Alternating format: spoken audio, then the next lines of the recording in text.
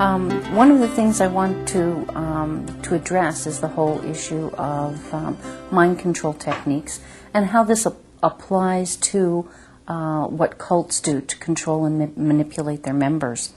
And one of the best things that I've found is the information provided in Robert J. Lifton's book, Thought Reform and the Psychology of Totalism, that was published, the research was done in the 50s, and it was originally done with a focus on prisoners of war and the Chinese re-education programs.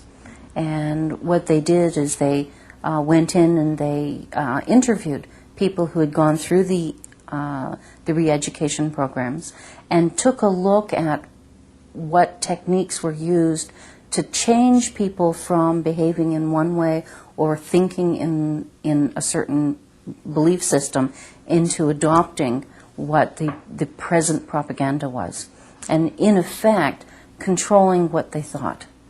And out of the research, what he was able to pull out were there were 8 major techniques or criteria that were used to control people's minds and get them to change. And it's really interesting to see how these 8 criteria can be used to take a look at how cults control and manipulate their own members. The 8 criteria initially are milieu control, mystical manipulation, a demand for purity, confession, sacred science, loading the language, doctrine over the person, and dispensing of existence. And what I'll do is I'll go through each one so that you get a better idea of what it is as Lifton defined it, and I'll see what I can do about applying it to how cults use it, and specifically how the cult I was in, the Jehovah's Witnesses, use it. The 7th one is the doctrine over the person.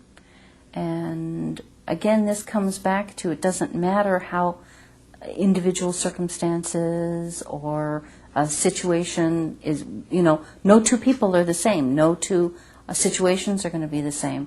And what they try to do in the cult is uniformity, and very often called unity.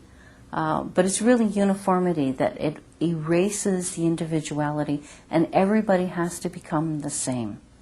And if God wanted us all to be the same, He would have made us all the same. But there's such wonderful diversity in people that we need to be able to celebrate that, not squash it.